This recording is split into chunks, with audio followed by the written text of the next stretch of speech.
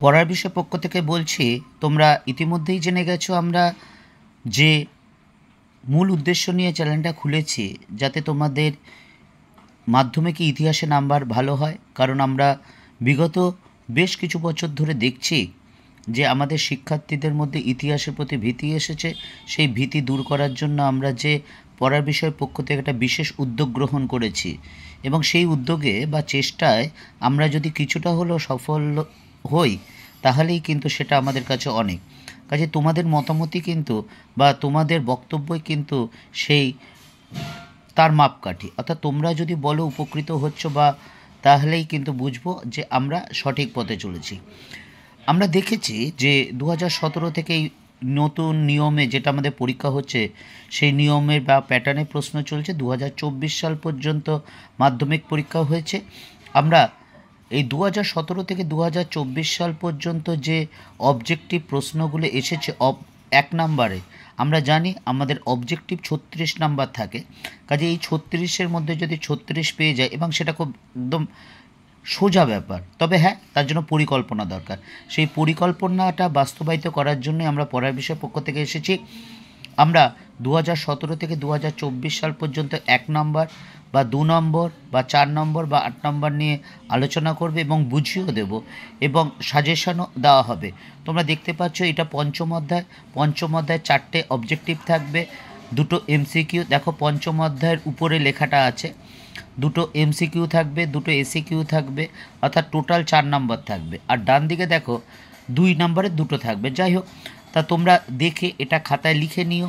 খাতায় লিখে কিন্তু প্র্যাকটিস করো, এবং একটা জিনিস মনে রাখবে, অবজেক্টিভ কিন্তু একবারে প্র্যাকটিস হয় না। অবজেক্টিভ কিন্তু বারে বারে করে মুখস্থ করতে হয়, এবং মাঝে মাঝে রিভাইজ দিতে হয়। কারণ তা না করলে কিন্তু তুমি কখনো অবজেক্টিভে কিন্তু পুরো নাম্বার করতে পারবে না। আর অবজেক্টিভে পরীক্ষার হলে বা যে কোনো জায়গায়, বা তোমরা অনেক মক টেস্ট দাও বা ক্লাস টেস্ট দাও, সেখানে যদি কোনো কনফিউশন থাকে, তাহলে উত্তরে ভুল হওয়ার সম্ভাবনাই কিন্তু বেশি থাকে।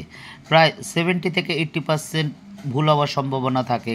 কারণ দেখবে অনেকে পরীক্ষা ভালো দিয়ে এসে বলে যে এত নাম্বার কম হলো কেন। তার মূল কারণ হচ্ছে কিন্তু অবজেক্টিভে সে অনেক ভুল করেছে। আমাদের মাধ্যমিক বা উচ্চ মাধ্যমিকদের স্টুডেন্টদের বা খাতা দেখতে গিয়েও যে দেখি, অবজেক্টিভে যে 36 আছে, সেই 36-এর মধ্যে 20 পাচ্ছে না, 10, 12, 15, অধিকাংশই জন 10 থেকে 15 পাচ্ছে।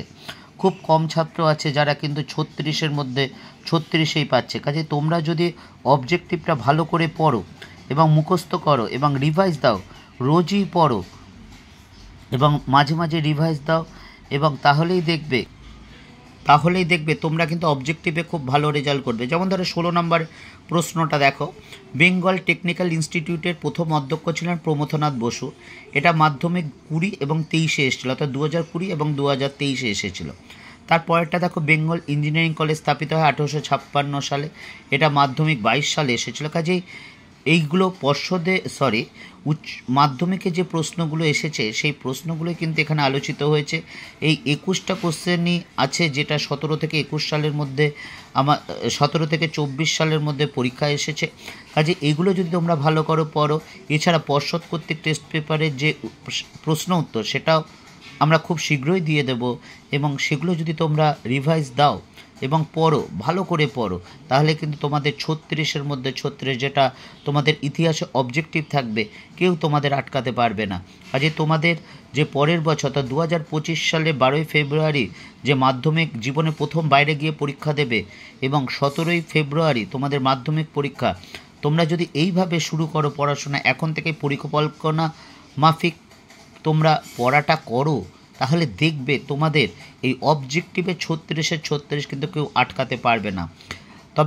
তবে এর জন্য কিন্তু পরিশ্রম করতে হবে, ভালো করে পড়াশোনা করতে হবে, রিভাইজ দিতে হবে, এবং যেই বাড়িতে যেই বাংলা পড়তে পারুক না কেন, যে ভাই ও বোনও হোক না কেন, তাকে কিন্তু দিয়ে পড়া ধরাতে হবে।